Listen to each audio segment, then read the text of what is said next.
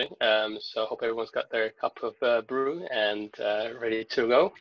The Lean Coffee, so the Metro Retro board is pretty straightforward, a couple of things. So if you want to add a ticket, just double click on with your mouse, type something in there. What you'll notice is probably me, it's visible for everyone, but at the bottom of your screen on the browser, you'll see something about your sticky notes are private. So when they're private, no one can see them.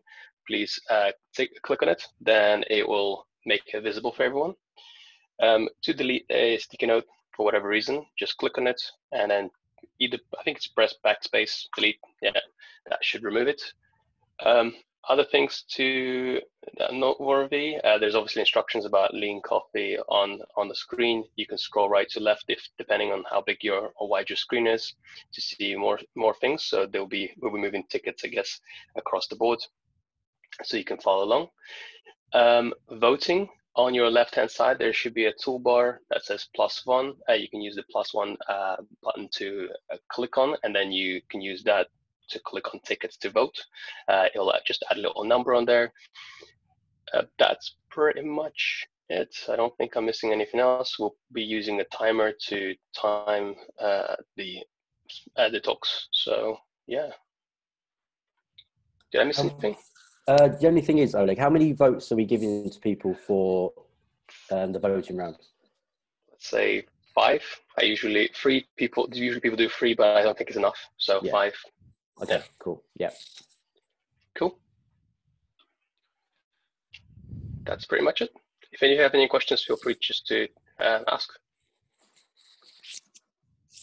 Cool. So can everybody see the board? Have they been able to join the board? Get a thumbs up on that, or? I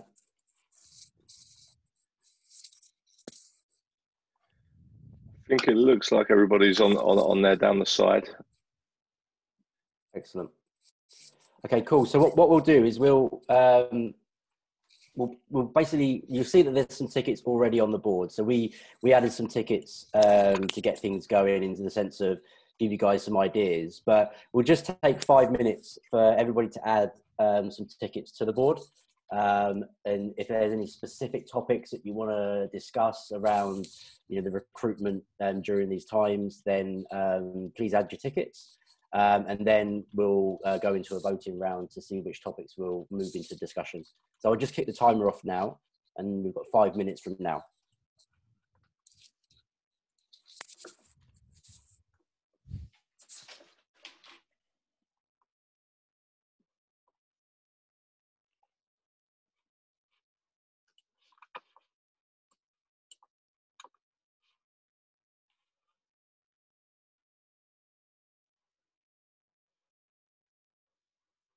So we're not voting yet, guys. We're adding additional topics to the board. So if you can add sticky notes with anything additional that you want to talk about, then that's what we want to do first. If nobody's got anything, then we can cut the round short, but we'll go into voting afterwards.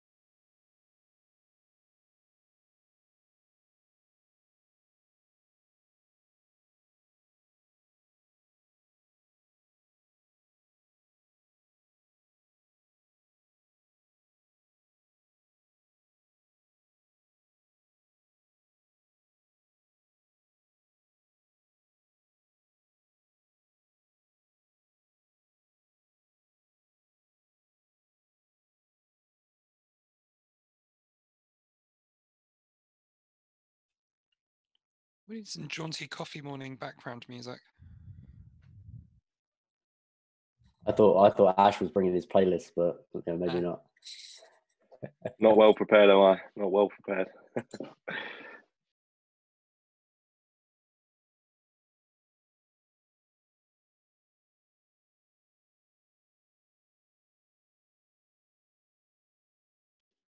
I'll have to bear it in mind for the next session. Morning. Well, Alex. Alex, just quickly, I don't know. I'll reshare the board, the Metro Retro board in the chat for you, because you might not be able to see it. We're just going through and adding some post-it or stickies on the board itself for discussion. So if you want to add any, then please do. We've got a couple of minutes left.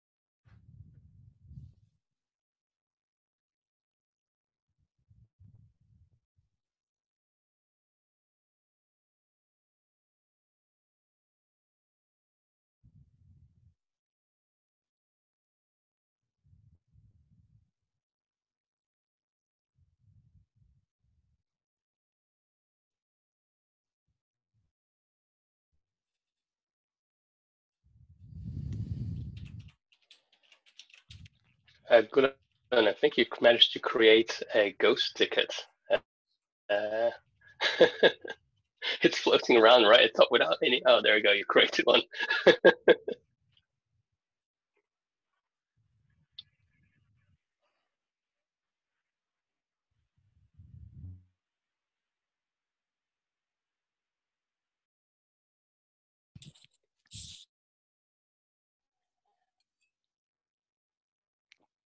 Okay, so that's the 5 minutes complete. I think we've got quite a lot of tickets on there.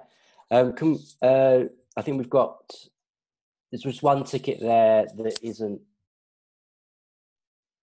viewable at the moment, I think, unless it's just been deleted. So just make sure that if you've added tickets, then you just click the share button at the bottom of your screen, so it makes your sticky notes public and we can all see them. Okay, so what we'll do now is we'll just take 3 minutes to vote on each of the on the tickets that we want to discuss. So you'll see at the side, as Oleg mentioned, there's a little. So what you need to do is click on that, and then you go and click on the ticket that you want. And if everybody has 5 votes, so if you want to put all your 5 votes on one ticket, that's perfectly fine as well. If it's really, really important to you. So if everybody can start voting now, I'll get the timer going and then we can go from there.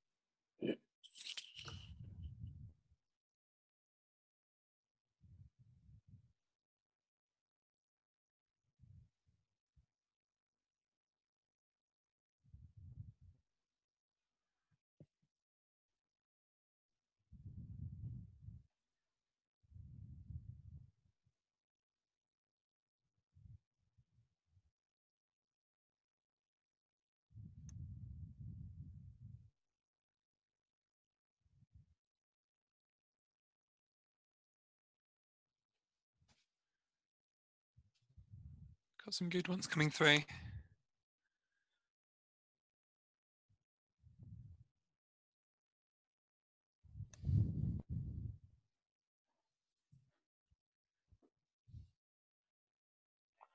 We have a few similar theme ones which you can probably tackle at the same time, like presenting yourself well, and how do you like get your personality across during remote interview, for instance.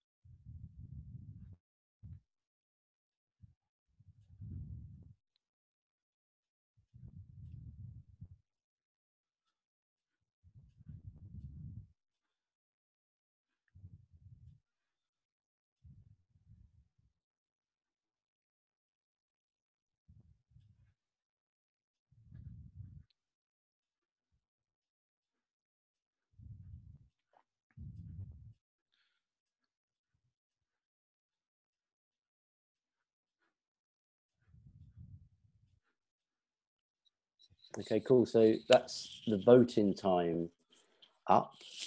Oleg, is that you grouping them together? Or is that Callum? It was both me and Callum. I just pushed them in order to fighting. I pushed them in order a number of votes. He's fighting me for some ticket. Payback. So what we can do is we can do this basically, and then it will show us. I don't know if everybody can see. If you see, there's a little number 1 next to voting round that you can show the rankings.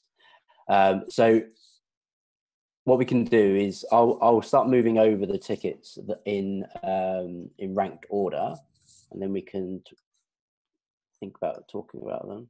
Oh, hold on. I'll do that once I've actually selected the right thing.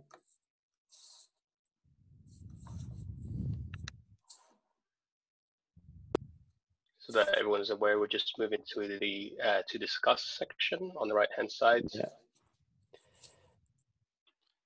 So are the other tickets grouped now? So if I was to move, say 4, 5, and 6, they're all in one group. Nothing like that. No, Just individuals. Okay. The first, yeah, Yeah. sorry, the ones that are presenting yourself all the way. How can I get personality across our group together? So they're Right. pretty much 3 of them All the same. similar. Okay. Okay, cool. So we've got a number of tickets over on the to discuss board now. So if everybody just scrolls across to the right slightly, you'll see that there's 3 columns: to discuss, discussing, and discussed. And basically, all we do is just take each ticket in turn, and we'll have a 5-minute or 3-minute discussion around that ticket. If we get to the end of that 3 minutes and people want to carry on talking about it, we can carry on, and we extend that. It's up to the group. Or if we're done with that, then we'll move on to the next ticket and so on. So this ticket here, what have people's experiences been regarding diversity when starting a new role? So whose ticket was that?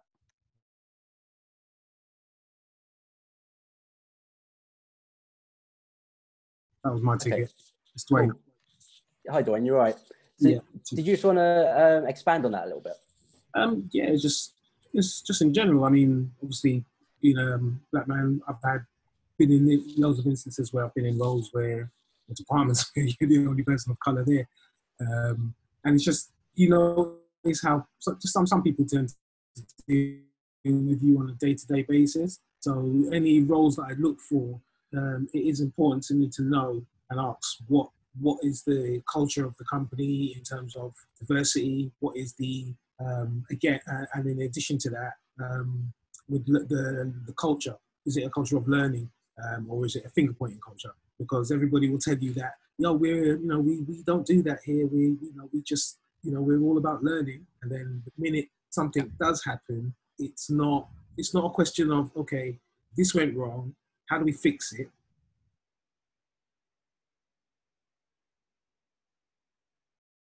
may even change a process or a procedure so that that doesn't occur again, rather than saying, well, you did it, you know, you're to blame. When you've been explicitly told initially that we're not a blame culture here, we're more process based. So I've heard that a lot, and I've seen that scenario a lot. So I just wanted to know what people's opinions are on that, or if anybody else has seen that. It could just be me, it could just be my own opinion, but I just wanted to know if anybody else has actually come across those type of issues or seen anything like that.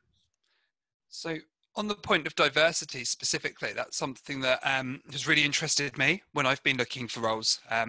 Whenever I look for a new role, especially now during this time, being part of the LGBTQ plus community, one of the things that I try to do when I'm looking at companies is check all of their blog posts and their social media to go back through things to see whether or not they're externally communicating the things they talk about with regards to diversity. So you can start to see things like, are they part of the Ada Lovelace Women in Technology Day? Have they referenced anything like in Black History Month or at Pride? How demonstrative have they been, and what are they talking about with regards to those? That starts to give you insights into the company. Then at the interview process, it's always really important to remember that you're interviewing them as much as they're interviewing you. So just drawing out and saying things like, you know, it's really important to me about, you know, diversity and, you know, being this in technology. You know, what experiences have you had with that? Have you had any issues? Do you have a diversity group at your company? What are you doing with regards to, you know, your hiring policies? And just start questioning those sorts of things. And I found that most companies, or quite large companies anyway, have been really good at jumping onto those and answering those in a really good way. So even in those early conversations with like a first hiring manager, you're able to get that good back and forth going about that.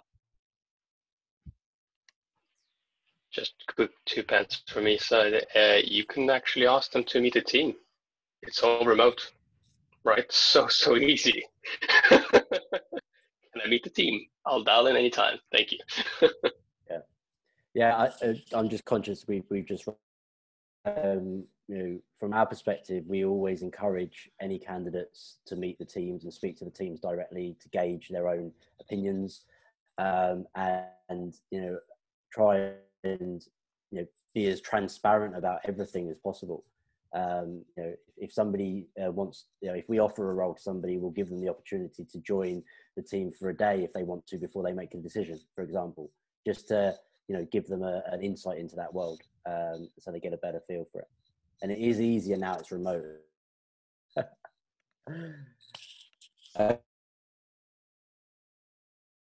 Or Dwayne, are you happy we've covered it up or not? Yeah, I'm happy with it. Yeah, brilliant.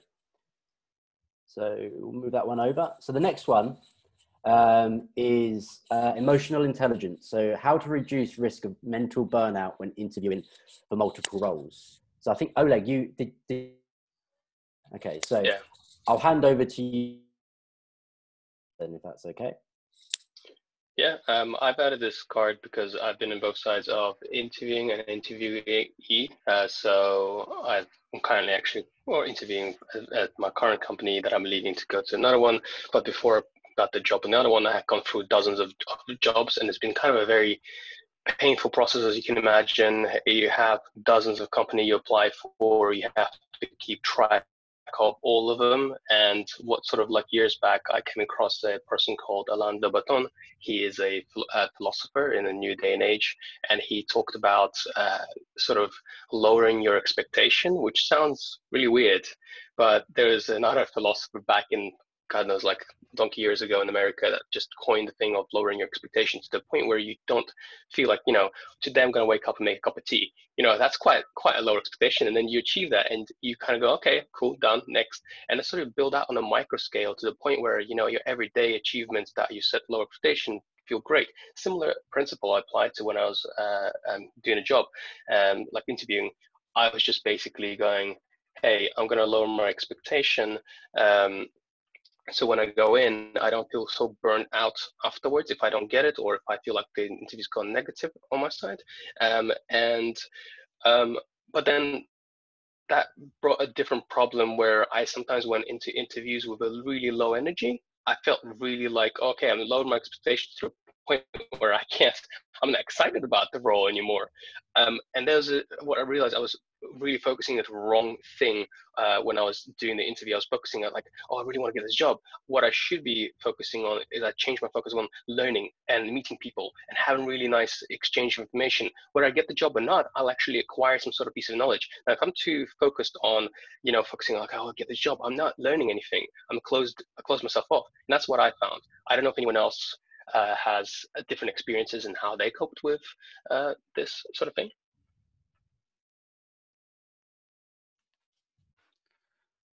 Go ahead. Hi. I have a similar experience as well. My project has ended in April, and since then I'm in the market. I have been involved in many interview processes, and throughout these processes I have learned a lot. But at the beginning I was, as Oleg said, like very low, emotional, and so I couldn't handle it. And why does it happen to me, and why it is not successful as such. But throughout this process, at the moment where I am today, I feel very comfortable, very happy, very pleased, because I learned a lot of things throughout this process, and this made me very high motivated. And I'm having more positive feedbacks, and really don't feel like very low at all. And this reflects in my interview processes as well, which are going on right now. So I really, what I was saying that regarding Oleg said, lowering your expectation is not a good thing at all. All we have to do, how can I benefit from this? How can I build a relationship? How can I get more, development or improvement on ourselves in terms of soft skills, in terms of hard skills, and such. This is my experience, and whenever people say to me that, so you didn't get a job yet, I'm very happy that I'm learning and I'm getting to know new people, and I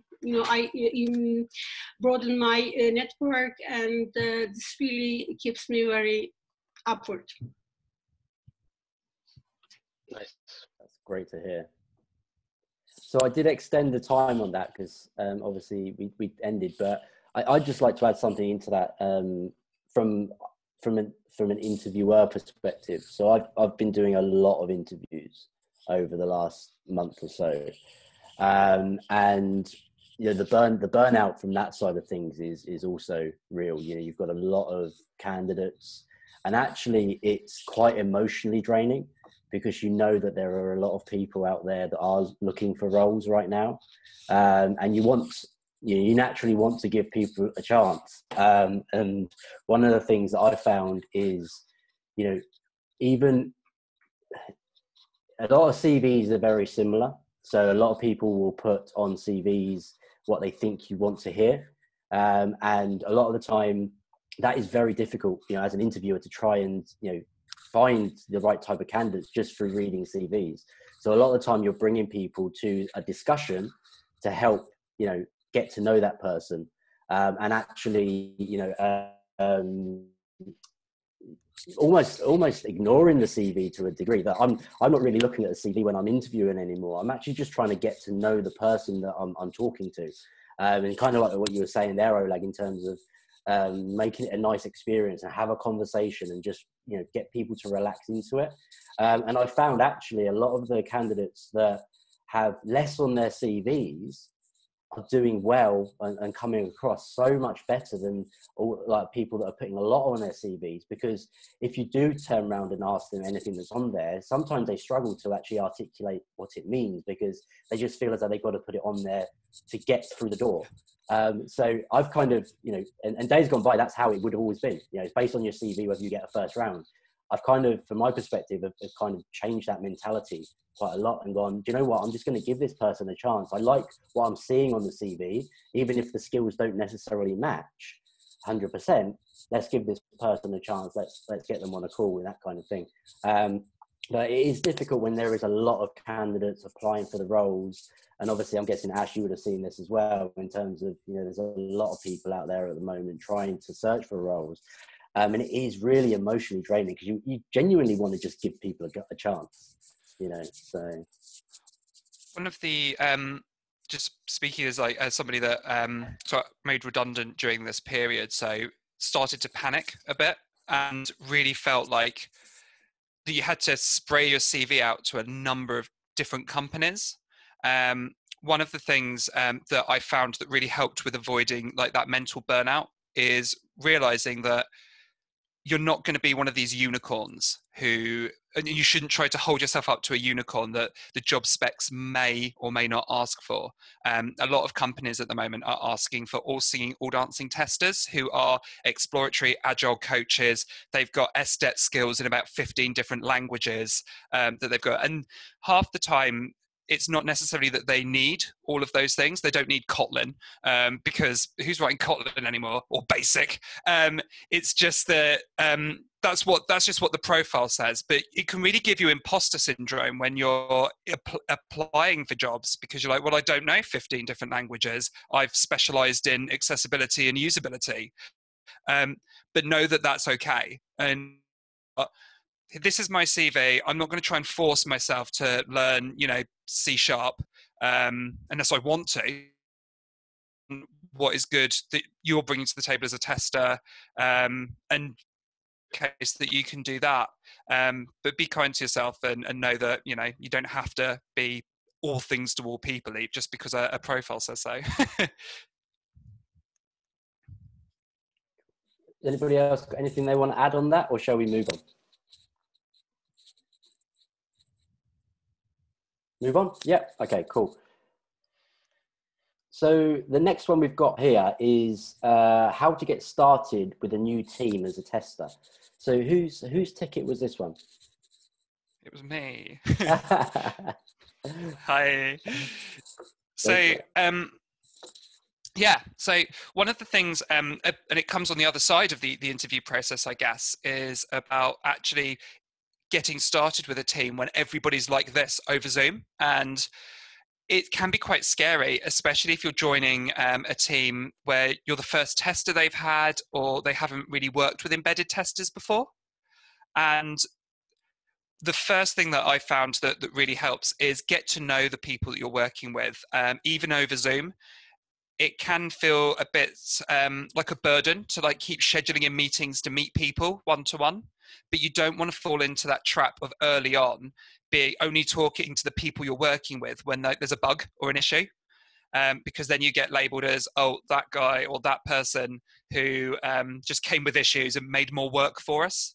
So I found one of the really getting started as a tester on a new team is just to start building in those sort of relationships and talking to people just friendly, and showcasing even, you know, what you can do, talking to them about what they're doing that's really good as well, rather than just problems, will really help build that rapport early on. I don't know if anyone else had any sort of thoughts or questions that they had about just getting embedded in over Zoom.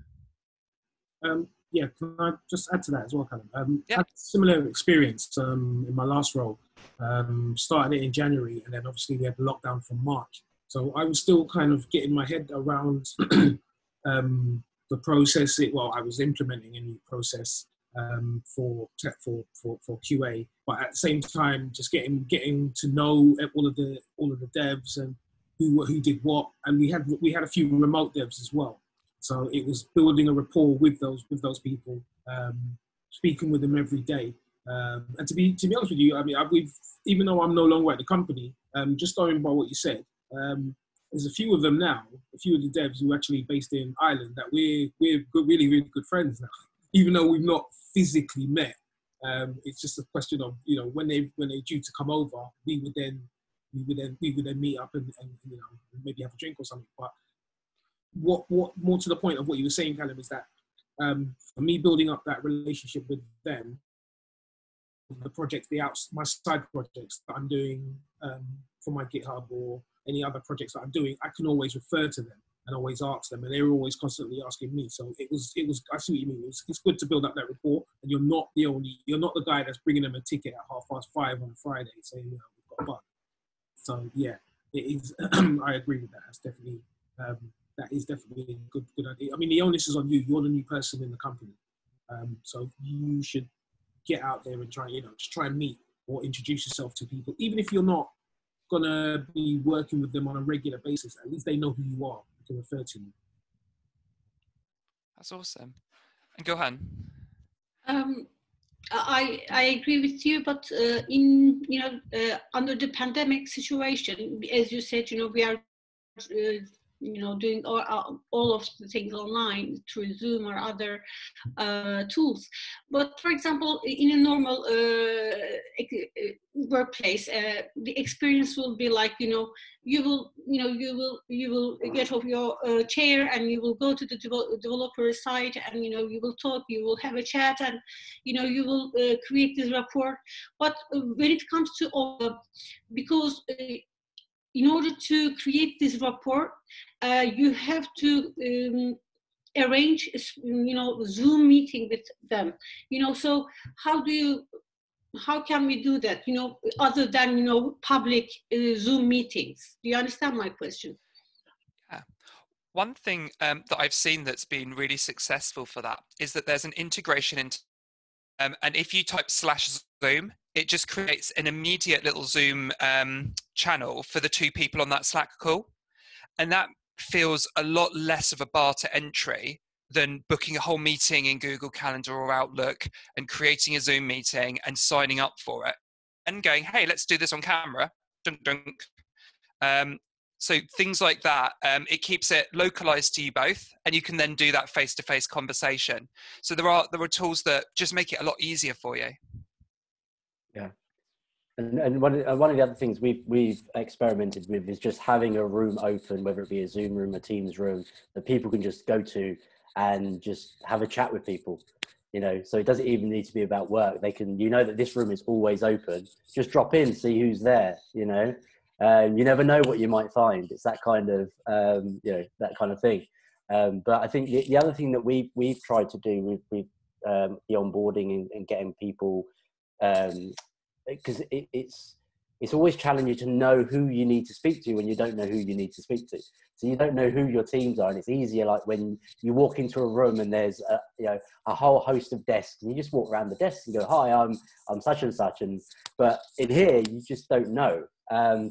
So we've basically we've set up a buddy-in or a system that we always pair somebody with somebody else on their first day. They can help introduce them to people just to get that conversation going. And then after that, they know that this team is X and this team is Y, and they can go and start building those relationships off their own backs then. But just to get that initial, who do I need to speak to out of the way, we've started that buddying system up. So, and yeah, unfortunately we do it in the office as well, and you get free coffees. Doesn't quite work over Zoom, but the intent is still there. Just a very quick one for me. It's honest on the company as well to make it easy for the person to integrate. The current company I applied for or working for, they've made it really easy for me to integrate before I even started. I've been 3 months notice period, and I've already had lots of meetings. I've joined their meetings, participated, had a chat. So I know most of the people that I'm going to go in working with now. So when I start on Monday, easy, don't feel uncomfortable. So I even emailed them saying, can we please arrange a product team meeting? Can I join all? And they've invited me. So it's really nice. So two sides, right?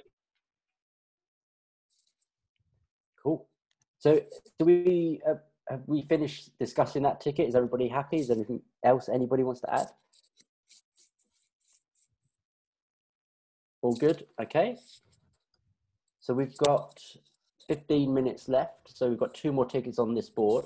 So I'm going to move the next one over. So this one is, actually, let's discuss actually, because we've got 2 here that with the same amount of votes. So we've got one that says, how have people been onboarded during the pandemic? Challenges and positives. And I kind of touched on that a minute ago, actually, didn't we, in what we were just talking about. And then we've got, how can we build rapport within a team members in this working from? we kind of just touched on both of those actually. So do we want to continue with one of them, or do we want to go across to the other board and pull another one over? What do people want to do? I can talk to building rapport as a tester with team members. Okay, let's do that one. So I'm an exploratory tester. And one of the things that I found really helps with building rapport, as well as getting started within that new team, is a thing called charismatic testing. And the idea behind charismatic testing is to run a session whereby instead of looking for issues and bugs, you specifically look for what is good about the product or the ticket that you're looking at. So you're finding information specifically related to why is this awesome? By doing that, you're able to go back to the developer and talk to them quite early on to talk what they did when implementing a bit of software or a feature, and showcase to them that you're not just here to hold them to account or to a bar of quality, or that quality just means problems and extra work through bugs. You're able to showcase where you've implemented the error responses across this API, awesome stuff. The flow of the data here and the way that the usability is excellent. You're giving people that positive reinforcement rather than just the negative reinforcement. And it really showcases that you can be trusted as an advisor. You're going to give them good information. And when there are issues, it's not just that you're trying to find them and hold them over someone's head. You're just giving that information. So that's a great way to start building rapport, especially online, when your conversations may be more limited. If you want to structure it, do that testing where you're looking for the good and start to describe that to people as well. One thing from could you please repeat what type of testing is that? So I call that charismatic testing. You're looking for the wow or the it factor about anything that you're working on. Okay, yeah. Cool. Yeah, thanks. One thing from me, just know your audience. Know who you talk to. Is it developer, is it product manager? Know what they like, dislikes, understand your team members, and then you can utilize that in a very evil way. I'm just kidding, but you can utilize it in a very healthy manner and help them and be nice. I know you mean it's beneficial to both parties. I mean, I've over my career, I've tended to make it. I would speak to everybody, but more the developers and in general, because I know that I'm going to be working closely with them. If I have any issues, I would prefer to have that rapport with them earlier. So when I start there, I'll get to know everybody. You know, I introduce myself. I'm Dwayne, and just answer briefly a little bit, just show some interest on what it is that they're working on. What are you doing? What is, you know, can I ask a few questions about that? And just make sure you just take down a few notes so that you've got an idea of what it is that they're doing. If anything crosses over with what you're doing, then that way you can then you've already built up that rapport with that developer, and you can then speak to them about that particular issue. Awesome. Excellent. And Callum, I love that. I love that charismatic testing. That's great. I'm going to trademark it. Yeah, no, definitely trademark it, my friend. Definitely trademark it. I think it's, you know, it's evident, right, in our industry that we've just been honed to look for what's wrong, you know, and sometimes we do forget about the what's great about this product. So let's have those positive conversations and not just the guess what, guys, you know. Yeah, it's not quite working right. But yeah, I think the other thing is coming back to your point, Dwayne, in terms of just building empathy, understanding like what your developers do, the challenges they have, build empathy for them and anybody else as well. And it really helps start building that rapport. Rather than just leaving them as something you don't really, people you don't really know, really care about what they do. All I'm just going to do is tell you you've done it wrong. It doesn't really go down well, right? So yeah, no, that's cool. Okay, so do we want to carry on talking about that ticket? We've got 9 minutes left. Oh yeah. Callum said that this can be implemented during the exploratory testing, which allows you to use your verbal skills a lot. You don't have reports and everything. Maybe you can create some, but in functional testing as well, you can. For example, what can we do? We can come up with the successful tests. For example, when we bring the test reports, these tests were successful. We can start the conversation with that.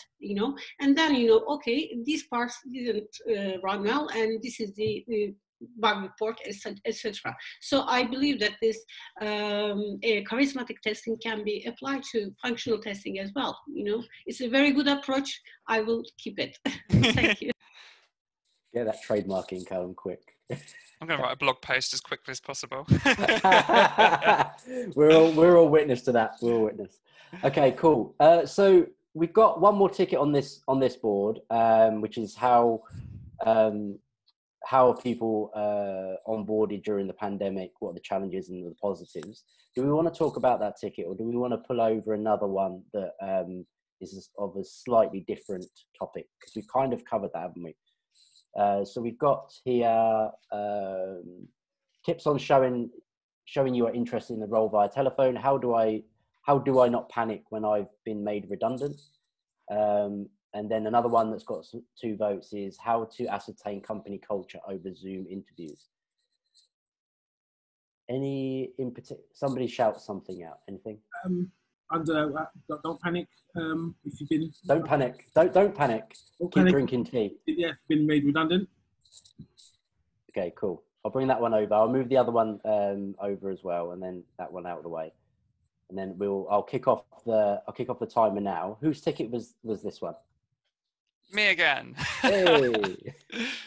So yeah, I did get made redundant over this COVID pandemic, and the first thing that happened is I completely panicked. I saw a number, like the number of roles didn't appear to be as many at the moment, and all the ones that did exist were very specific roles that were like asking for, like I said, these unicorn testers, all singing, all dancing.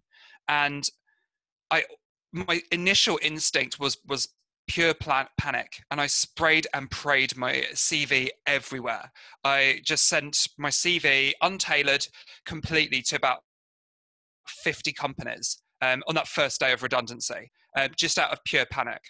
And that wasn't helpful at all. Not only because at the moment, everyone's getting quite a lot of responses back, a lot of CV responses, but it meant you weren't getting any feedback, and that's really quite problematic for things because it's just feeding into that anxiety. So what I did was I did take that step back, and rather than just trying to get on LinkedIn and see millions of things that I was just applying for left, right, and center, start to be more strategic about things. I did talk to some recruiters that I knew, and was able to then start to offload some of my anxiety by asking them to help look for some of the things that I wanted to sort of go for, because it took me away from looking at LinkedIn and the freakiness of it all. So they would ring me.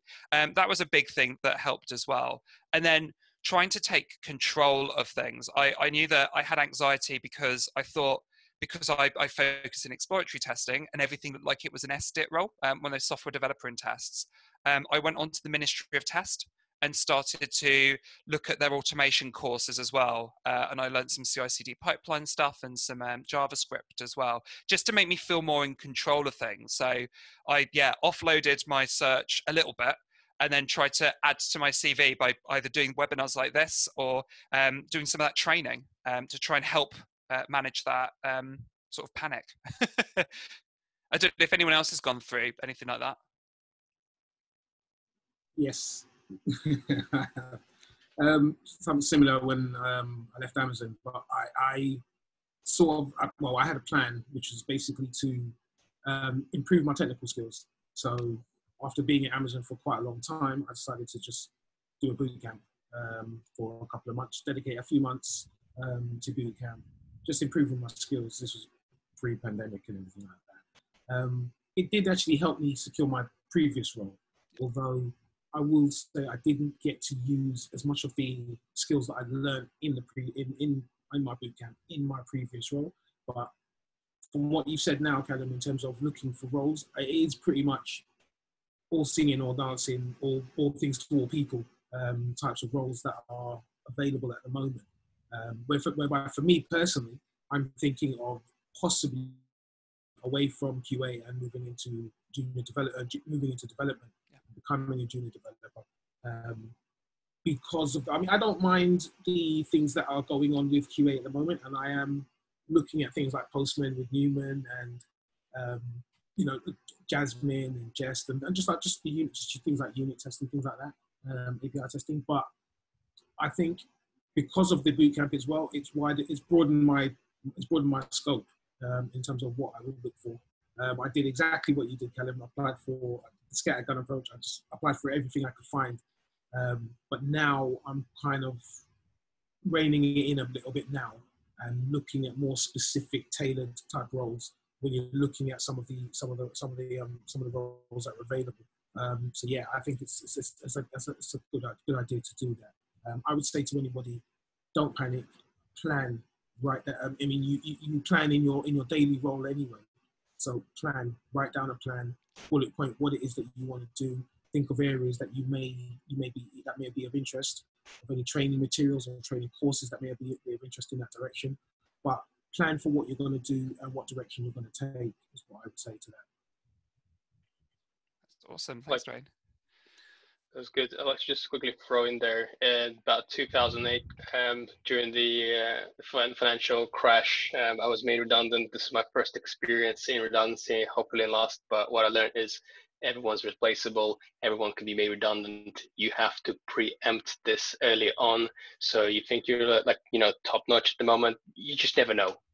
Company can go bust, anything can happen. So what you do, the best thing I did to myself is networking. I know back in the day I could go to a pub, meet a friend, talk to him. That's how I got my next job. It took me about 6 months when I realized to progress forward. So obviously nowadays it's harder, but what I tell everyone when I hire and I work with in my team is network. Go out to these lean coffees, go to like meetups, just talk to people, just engage. And people go, I remember you in this one like last week. Cool, man. Let's have a catch up on LinkedIn and chat. Network creates your rapport with potential team members in the future. So by the time you work with them in the future, you won't have to work so hard to build rapport. It all ties together, and then you'll make yourself 95% redundancy proof in a way that you could work multiple places or switch between companies easily. Hi, I'd like to add on top of that. I totally understand Callum's anxiety about that, the panic and stuff, and I took voluntary redundancy, and the reason for it was because I need heart surgery, and you know, and come sort of February time where I got assigned back to go to work, etc., which was brilliant.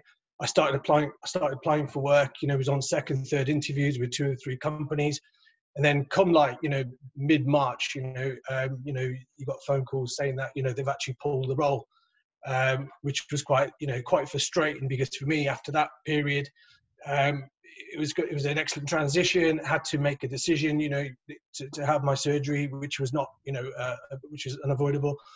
And but you know, it was hard at that point to think, well, no, something will come along. You know, you're applying, the same jobs kept on coming up, you know, the same jobs over and over again.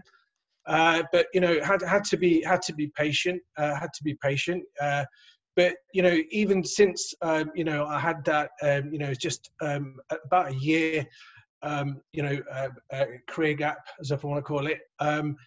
I've met so many people at, you know, company meetups, etc. You know, and also like we was talking about networking, like, you know, like Dwayne was saying, that I still keep in touch with people that I worked with 20 years ago, 25 years ago, which is brilliant. And in that time, you know, I'm mentoring people. You know, I'm not getting paid for it. You know, but they're like, you know, in different positions. You know, product owners, business analysts, developers, you know, coming into like, you know, where, you know, companies are interested. they seem to be happy to talk to somebody that they don't know so well rather than in their own company, which is fine, because I don't think familiarity is going to make people really talk about what they want to talk about. It's whether they feel comfortable. And you know, we talk about openness and being courageous and all the rest of it, but that, you can tell people that, but it's hard to bring them out to be like that.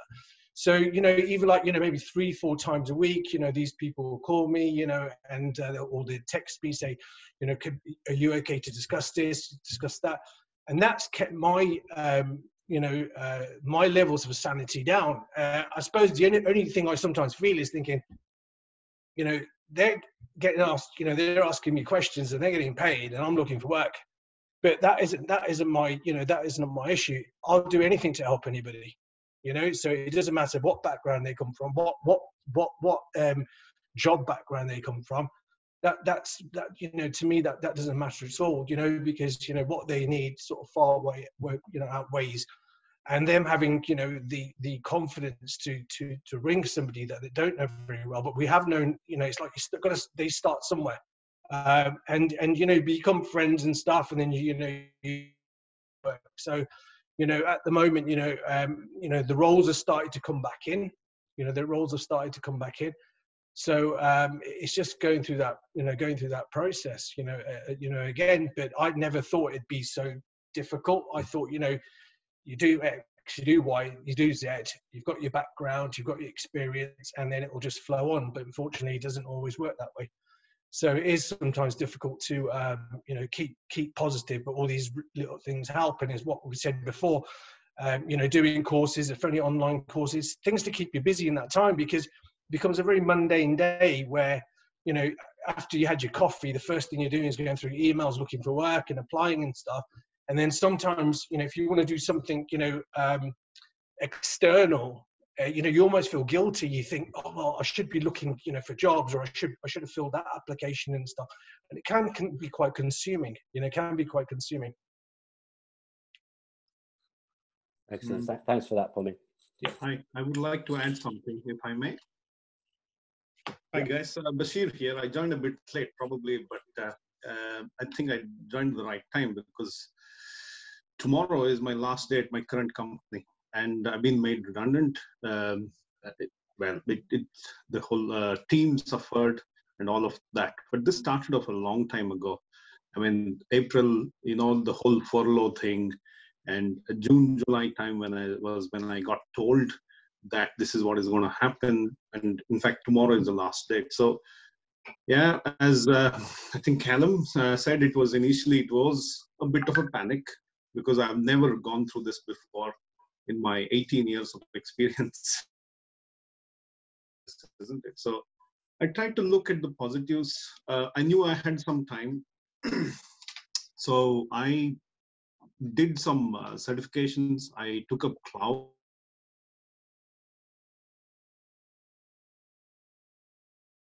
Again, as Dwayne also mentioned, I wanted to get out of QA. I wanted to do more of a delivery manager kind of a role. So I took up Scrum Master certification. And so I have this company in India, which we have set up. I come from an MBA background. So I started focusing on that, because I had a lot of time on my hands and I have a lot of experience, which, you know, as Mommy also mentioned, I'm more than happy to kind of train up people, mentor people, and things like that. So that's what I've been doing. And I have been applying. The job market was really way down, but it has started looking up. But I guess the challenge really for people is that for every opportunity, there are about 300, 400 people out there, you know. Looking at the latest numbers out there, mind-boggling, isn't it? So, yeah, got up to the last rounds, but, you know, one reason or the other, I've not yet been successful, but that doesn't stop me from applying and learning stuff. Now I've started off learning Python, you know, with the combination of Selenium, hoping to make sure that, you know, I know my technical side as well. So those are the things that I'm looking to. But I think I have got some positives out of what you guys have spoken about. So definitely I'm doing the stuff that Tommy has been advising. about, kind of giving away the kind of knowledge that we have, garnered over the years. But I think I'm going to look at the Callum way of doing, getting in touch with recruiters instead of the rapport, and be ready when the opportunity comes. That's just my, few bits. Excellent. Thanks, Bashir, for that. I'd just like to add something, actually. We've spoken very much about how we as individuals can be prepared, but as leaders in organizations, we need to help our individuals to be prepared as well, because we don't know what's going to happen, So, for example, what we've started about to launch our Quality Academy, which is essentially a career learning path for anybody that's coming into the organization. They can learn quality engineer roles, SDET type skills, those kind of things. And that's great. If they're still in the organization and they're utilizing those skills, happy days. If anything happens, they choose to leave, all good. We're helping them prepare for whatever may happen. We want to give people the opportunity to learn and grow and expand their minds and their careers, right? Whether it's within, so it is also with us as companies and leaders within organizations to help support that. So I just wanted to add that in there. So Ash, I think we're slightly over, but I'll hand back to you. No, just slightly. Thanks a lot, guys. Yes, some obviously. So it seems like everybody got a lot out of that, and yeah, really good insight, I guess, for me just to hear how, I guess, some of you are experiencing it a bit further. Obviously, like you've touched on a little bit. Day to day, I'm speaking to hundreds of people that are in the same position, and the only thing is to try and stay positive and do all you can. I guess I think networking is probably one of the best things for that, from my perspective and from what I see. Obviously, there's a lot of people that are going through the same sort of processes or have been through that process, and obviously can help out a lot. So, yeah, for Stuart, Callum, and Oleg for agreeing to sort of join us with this, thank you very much, and obviously thanks for helping out there. Everybody else that's been with us, whether it's contributing on the boards or sort of adding some conversation as well, thank you, guys. Obviously, I know it's just sort of ticking over 9 o'clock now, so I'm sure the guys have got to get on with with some work. But no, I'll send around the details because we'll try to do this on a regular basis. I know that the guys, Stuart, Callum, and Oleg, again, they have want to look at maybe from the client side, and I guess there's probably further subjects that we can discuss in the future. Not sure if the guys want to join in that one, but I'll share all details as and when with everybody. Thank you again, and speak to you all soon. Thanks, everyone. Excellent. Okay, guys. Yeah. That was very helpful. Thank you. Bye. Take care, guys. Bye.